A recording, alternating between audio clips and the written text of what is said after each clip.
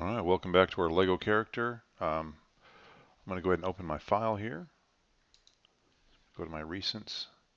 As you can see, I have multiple versions here. I'm a big fan of the increment and save button because you never know when you're about to do something if it's going to break your file. So just go ahead and increment and save every time you think you're going to need to. You're going to end up with a lot of files that you can throw away later, but you've also got files that you can go back to if you completely dork something. So here we go. Looks like my 18th model was my most recent.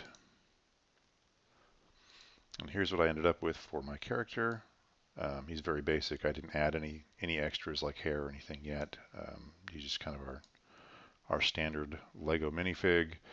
I did have to go in just recently, and I forgot to add in some subdivisions here, so this was all open, which was not going to be good if he ever tried to bend or twist or anything after we get him rigged. You can see over here on my corner panel here where I got my layers. I've got my references.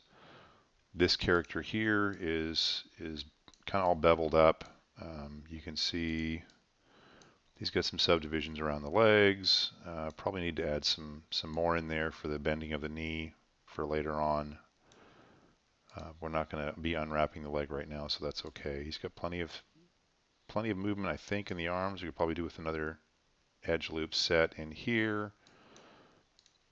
The hands have some beveling, and we've even lined up all of the legs along this hip joint here. So I think he came out pretty well. Let me go ahead and I'm going to turn him off. I've got another version, this unbeveled, that he doesn't have as much detail here around the legs. He doesn't have the beveling along the side of the torso. He's just very squared, and is not gonna be good for rigging later because there's no edges to bend along. So he's just kind of my master here, my default with some extra pieces in case I need to go back to. I was playing with some other arms because I just couldn't quite seem to get those right. And then here is without all of the subdivisions in the chest. Here's my guy all booleaned together as one mesh. Some of which is fully connected and some is not. So you can see if I go into the face mode here, right, if I click this, you can see the legs and the torso and the arms. I mean the torso and the waist and the arms and hands, they all highlight. But even though I booleaned them together officially through a union, the legs and the head are still separate meshes, or separate, sets of faces, separate objects within that. And I'm going to go ahead and preview for you what I did with this Boolean model. So I used the auto rig and filled them up. This is where I noticed I really needed some more subdivisions in the torso. Auto rig doesn't work well for this character. So as you can see, as he lifts his arms up, he was pulling on different pieces. So this was just kind of an example of A, you need plenty of subdivisions in here, and B, auto rig is not going to work for this guy, and I really don't think a Boolean character is going to work for this. So I just got back from seeing the Lego Batman movie a couple days ago. They really play on the fact, if you watch the animation of those kind of movies, that they are individual pieces, right? And so you'll see the arms a lot of times just completely disconnect from the body as they're animating those characters in the movies. So they didn't do the Boolean route either, I'm going to guess. So here we go. I'm going to go back to my beveled model here. And what we're going to work on today is the head and the torso. Maybe not all in this video. We'll start with the head. We'll do a quick UV unwrap, jump over to Photoshop and add some texture to that and see what it does. I do want, for the purposes of this tutorial this week, I'm going to want you to add the subdivisions needed, right? So like I said, you may need some more in the arms. Definitely need a lot more in the legs along a knee joint. And possibly even a little more in the foot if you're going to do any bending of the toe later. But I will want you to unwrap, even if you decide that like the hand is going to be a solid yellow or a solid whatever color, do an unwrap of that just for the practice and apply a color back from Photoshop. We're going to go with the head for today. So I'm just going to grab this guy. I'm going to go to UV and I'll open up my editor. First off, and you can see that it's really retained what this used to be, which was a cylinder, right? So I started with a cylinder for the head and did a lot of modifications to get it shaped out, but it maintained its old cylindrical UV map, which is no good really. So we'll just we'll pull this down over here, and I'm going to go to UV and start with an automatic. And usually all of these things we can keep. I'm going to go with, I believe, a 1024 map. Yeah, we'll go with a 1024 map for all these. Just so we got plenty of room. And we'll go ahead and do that. All right, as you can see from here, we separate it out. It looks a lot more, the shapes look a lot more like our actual head with this projection. And let me zoom back. Okay, so I needed more square. You can see all the little pieces. It's kind of cut it into various chunks. What we want to do, we definitely want to keep the scaling, right? So usually when we do that UV unwrap, especially with the automatic or anything else really, I think if I can find it. Yeah, so here's the scale here, right? We want it uniform. So if you don't do it uniform, I mean, if you've got a reason to, I mean, you can definitely mess with the scale. Say, I don't care what the sides look like, but really give me a lot of detail for the front. And then you have different, I don't know, levels of pixelization, if that makes sense to you. I like the uniform because there's no pixelization going on. Everything's going to be the same resolution. So anyway, so this shall be uniform. This is a lot more fun and useful if you've got multiple screens, but that's not going to work for the purposes of a YouTube recording. So one thing we can do is we can go to this UV here and I can grab shells, right? And so now I know what's what. So check this out. So I'm going to zoom in with the F key here, click around. I can tell that this chunk right here should be the face, the main part of the face. We can go in later, and if we needed more segments for the face, like this has more segments, more faces along it, we could recut those. But for now, I think for my basic character, that's going to be enough. So I'm going to want to remember that this little area here, once we get into Photoshop, is where I want to draw my eyes and my mouth. I can see, okay, this is the top. So if I was going to want to stitch in some more texture there, like say, put the word Lego or something on top, then I'll know where to do that in Photoshop.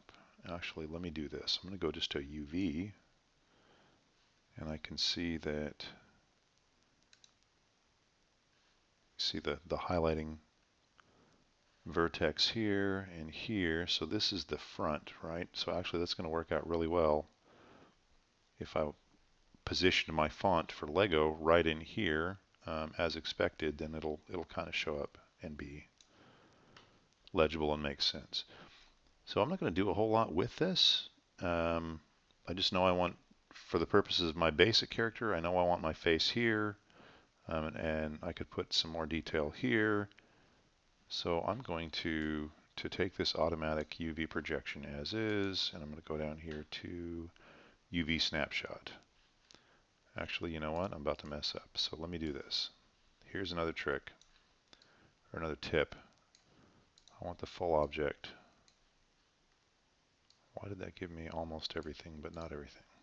All right, there it is. So I've got it all selected. So if you see it all highlighted here in white now, that means they're all going to go. So what happens is if you've just got a small piece selected, I'll go back to just the shell, right? If I had just this highlighted over here, oh, that's the highlight. So if I had just that highlighted, it's possible that that would be the only thing that projected out. That's one of the things I've bumped into in the past. I'm not sure if that's entirely always true. So I'm just going to go ahead and grab everything. Everything's highlighted. And polygon UV snapshot. I want a 1024 map. And it wants to dump it into images, which may make sense. And I'm not sure what the intent is behind the different things, but I like to put my raw stuff in source images, just so I keep my outputs and my PSDs separate from the actual textures. So I want it in source images, and apparently I lost my file name, so this will be the out UV head. So we'll save that guy out there. Everything else looks good, and just say OK. And now we should have that saved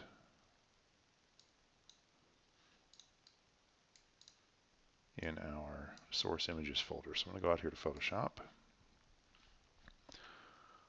I don't even need this untitled thing here.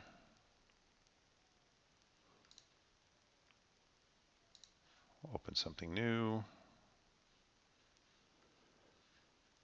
And if I remember right, Documents, Maya, Projects, LEGO Minifig. And we said be in the source images folder. There it is. So it saves it out as this IFF file. Photoshop has no problem reading that in as a layer. Really quick, the first thing I'm going to do is I'm going to save this now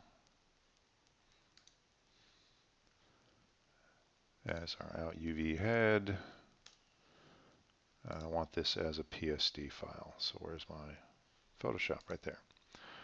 All right, so now we've got this saved with layers. And we can go in and start painting. So I'm going to name this as my outline layer, because we don't actually want those lines in our resulting texture. I'm going to grab a real basic yellow here, maybe a little dark. It'll work. Actually, that one might be even more yellow. Now we'll use what we got. All right, create a new layer. Man, for this head, it's going to be super easy. We're just going to go ahead and paint it in.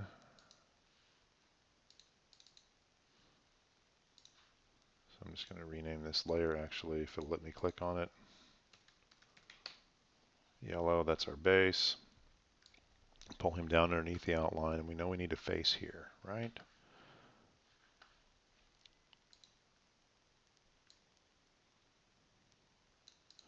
I'm not going to use those. I'll just use the selection tool.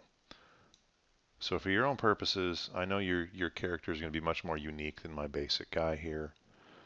So you may have to move some of these around and figure out where they're at. If you need to draw something bigger than just the face, you can reposition some of these UV sets, and I'll show you some of that when we do the torso. If you need a larger canvas altogether for your facial features or hair or whatever you're drawing directly onto the Lego body. So anyway, I'm going to go ahead and create a new layer here. I'll pull it above the outline for now, and this we're going to predetermine is going to be our eyes. I'm going to come in at like 150% here.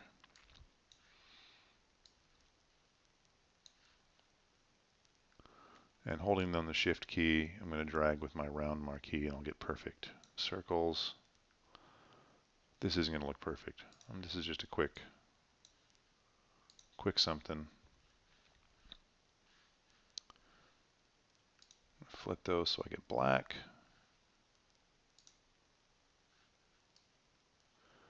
And I'm going to say fill this with my foreground color, which is now black over here. So fill that up. Cool.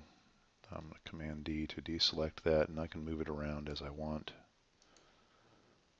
I'm trying to imagine where this should be. That looks about right. And holding down the Alt key, I'm just dragging on this again to create a new one.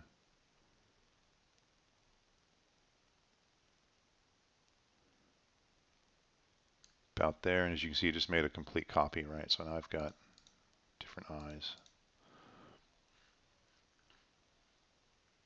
And trying to figure out the best way to do just a basic smile. Maybe we won't do a basic smile.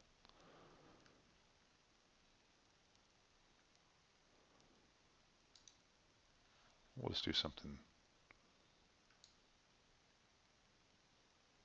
Definitely better ways to do this.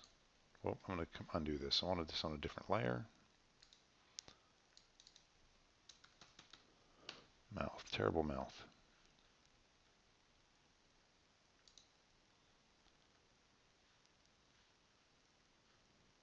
Now we want this to be quick. We can come in and try pen tools and get a really good arc for a mouth later. But I'm just going to drag around here. That's fine. So I've got his mouth. And so actually for the texture, for the base texture, that's really all I'm going to do. So I'm going to turn off the outline. And this looks like a whole lot of work for just a smiley face on yellow. But you can see what the possibilities are beyond that. So I'm going to save this. So I'm going to save this as, I want this one actually in my images folder. That's where I tend to put most of my textures. I'm going to save this as a PNG. And gotten in the habit of using M for material, which for when I go into Unity and other things, so I know what these things are. And so this is M, Lego head, and I'll just save that. So that's cool. I'm going to do one other thing with this. So I'm actually going to save this Photoshop file. And now I'm going to come in, grab these three, I'm going to duplicate these, and merge them. Whoop, not merge visible, merge layers that I've got selected. Okay, so now I've got just the face all in one layer and not componentized. Come back out to like 66 here. Now let's go to 100. All right. So we can throw this guy on and we'll have a stupid simple smiley face. But what I want to do is something a little deeper than that and kind of create a bump map, which we can, in a future week, we'll look at how to convert that into a normal map in Unity or how to create an actual normal map. But we're going to do bump. And so if you followed along with the treasure chest tutorial before, we know that a bump map is just kind of a black and white version of your texture that you can add more detail to, and based on the darkness or the lightness, it will bump up or down when applied as a bump map. So I'll take this yellow, go above that. I'm just going to give us a gray base here. 255 is 27-ish. Went in half, so I'm just going to try and make it just gray, right? And for all intents and purposes, that should be default for a bump map, right? And black should go in and white should come out. So here's something we're going to do is this face, I actually want to bump out just slightly so that it looks maybe like the paint is you can see the layer of it, right, over the top of the plastic. So I'm going to double click on this guy and I'm going to give him a color overlay. And so that's just white. That'll actually pop out quite a bit. We don't want to go that extreme. So we're going to go down here. We did 127 for our base. We just want this to pop ever so slightly. We really want to see the edges. So we'll go like a 150. We'll try that. I'm already backpedaling. We'll go 160. Right, so it's a little bit lighter. It should pop out just a little bit in our bump. And the other thing I want to do is, excuse me, I'm gonna keep this as our gray base layer. I'm going to duplicate it, and I want to add some noise to it. And not a whole lot, but a little bit. And what I want to do with that is kind of make little gouges, right? So this is going to be a well-worn, slightly scuffed up version of a Lego character head. So let me just go up here to filter. And I'm just going to add some noise.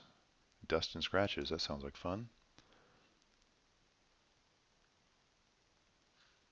I may need more to work with here.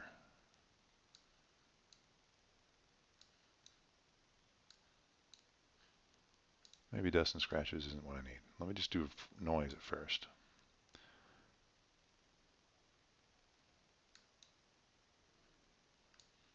That's going to be a really, really bumpy, crazy thing.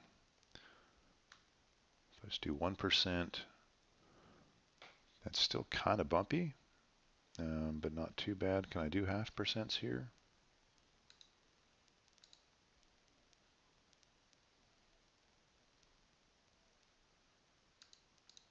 We want it monochromatic.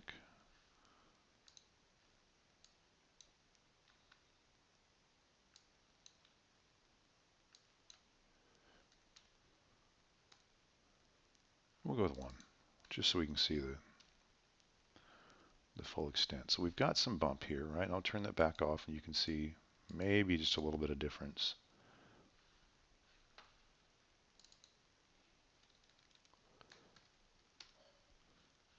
Especially if I zoom in a bunch, you can really see kind of what's going on. And this is, rather than scratches and such, this really has kind of got just a lot of bump to it. So it's really a lot of texture. Maybe too much, we'll see. I think now with that on, I'm going to go ahead and try the dust and scratches again, now that I've got more to work with.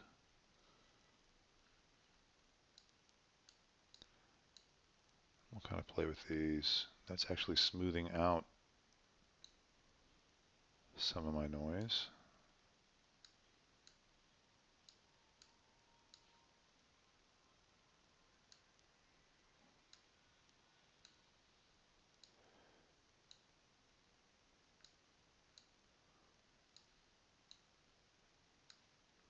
I'm just playing with the sliders right now.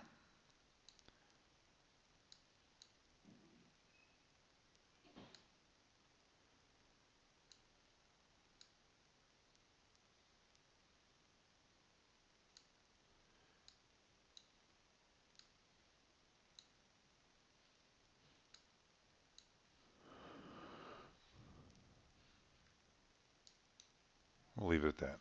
Anyway, we'll get to see what that looks like. And just for fun, let me turn on the outlines, and we're going to give ourselves a very obvious gouge, maybe just in the back, just for fun. And I think this was the back over here. So, look at my gray base copy, my face. I'll do another layer here. And I'm just going to pencil in a quick scratch,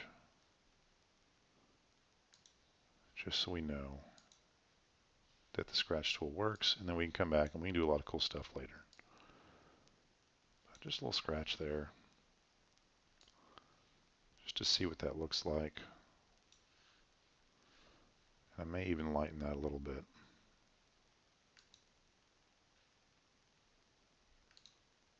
I didn't lighten it. We'll leave it normal. We'll leave it as is. Anyway, so now we've got this bump map layer. Let me pull back out. I did spend a little too much time playing and not actually doing what we said we were going to do, but it'll work out. Now, I don't know. Let me name this layer. That's just a scratch. So I don't know if I have the exact LEGO font per se, but we're just going to, for fun, we're going to come in here, we're going to grab something,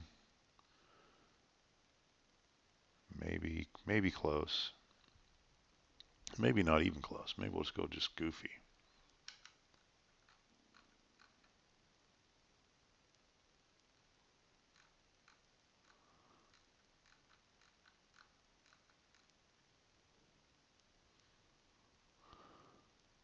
This might work. If I could get that thinner.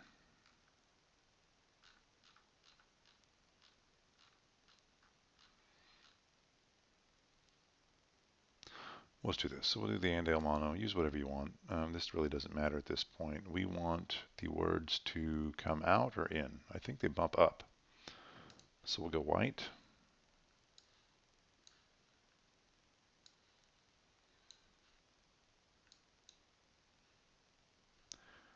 And we want it to say that.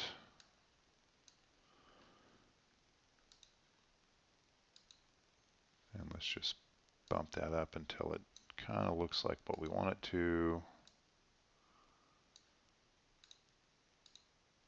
We'll leave it bold. And I can move them closer together here. It looks almost right.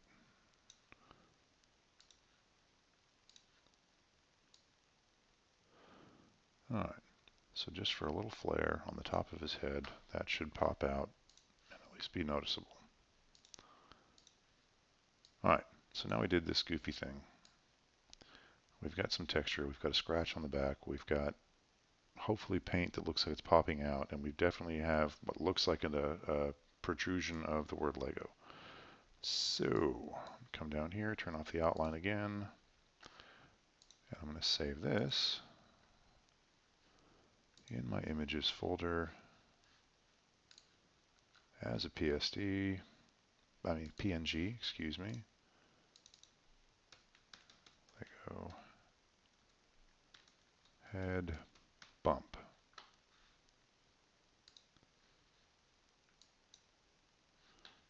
And back to Maya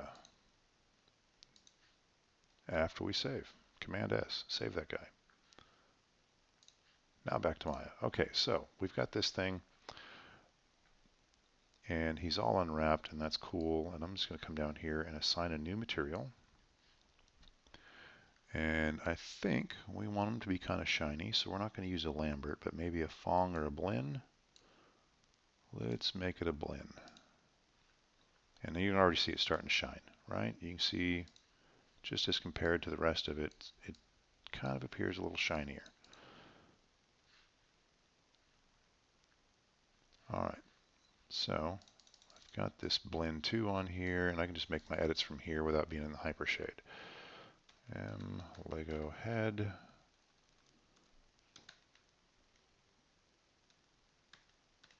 Spelling is important. I really am a fan of it. I just don't do it very well. Okay, for my color, I want to do a file, and I'll go look for my images. Interestingly, it looks in source images right away for textures, so maybe that's where I should be putting them. So here we go. Now we've got a smiley face, and that's kind of cool. And so that's where we want it to be. And I come down here to my bump mapping. Also select a file.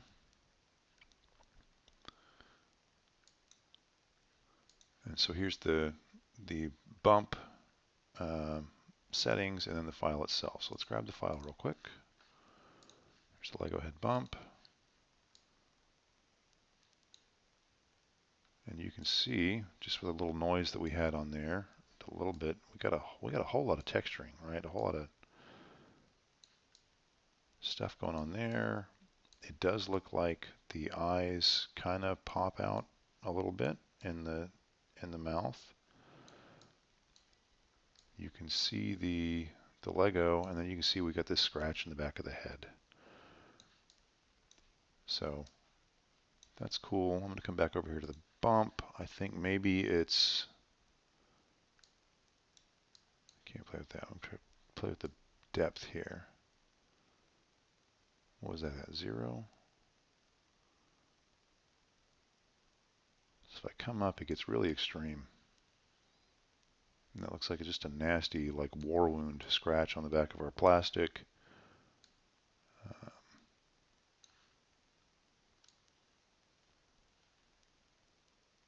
The bump depth was at 1. But as I go negative, you can see now it looks like the eyes and the mouth are dug in. And the Lego kind of is dug in, and the scratch is actually a bump out. So depending on your bump map, right, if you decide you want to completely flip everything, you can go negative. I'm going to try this at 0.5 now that I'm done playing around.